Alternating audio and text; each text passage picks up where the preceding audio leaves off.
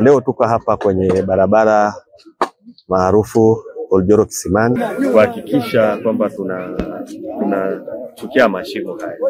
Lakini hapa leo tuko hapa tumemaliza karibu na kituo cha polisi pale. Tumemaliza maeneo ya Sojema, tumemaliza barabara ya Mshogama. Sasa tuko hapa sasa kwa sababu maji ni changamoto. Mpaka wananchi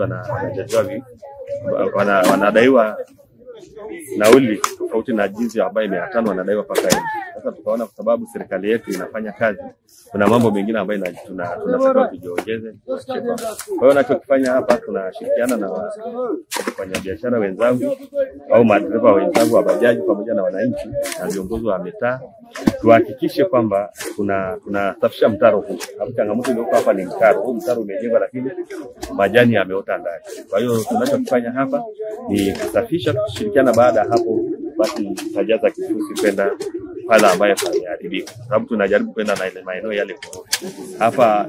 Unaona bajaji yanapita, unaona magari, pikipiki, yani wanapita kwa changamoto kubwa sana, hata usalama wao unakuwa. Lakini kwa sababu rais wetu Daktari Samia Suluhu anafanya kazi kubwa katika kata yetu ya Buye.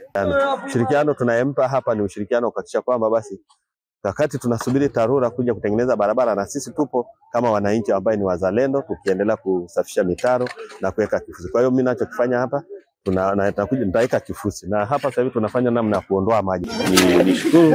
Niwashukuru wananchi wenzangu, niwashukuru wafanyabiashara wenzangu kwa umoja huu ambao wanaonyesha uzalendo katika maeneo yetu. Kwa kweli mimi nimefurahi sana.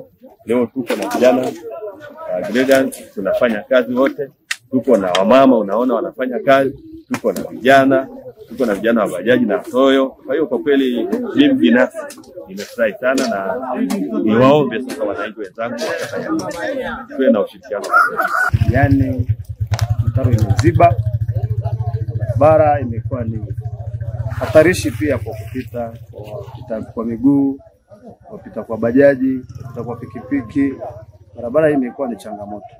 Ni barabara kubwa ya TARURA, lakini kwa kipindi hiki TARURA hawajafika kutengeneza, kuweka moram na pia kuja kuweka na kutengeneza hizi mitaro.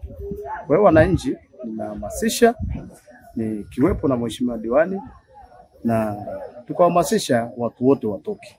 Kipekee kiujumla nimshukuru diwani. Diwani huyu ni mchapakazi. Kiujumla akiona shida ya wananchi wanavyoumia, watu wa haisi wanavyozungumza kwenye haisi na kutoa lugha chafu, kashifu diwani pamoja na mwenyekiti na mbunge, ameamua kuanzia jana amejaza vifusi karibu 2,000. Ametoa ushirikiano mzuri sana diwani, na bado ameniambia kwa muda huu anapanda mlimani kwenda kupokea gari la jiji ambayo tayari mkurugenzi pamoja na meya wamempatia ili aendelee kuleta vifusi kujaza kwenye barabara ambayo imeharibika kwa sana.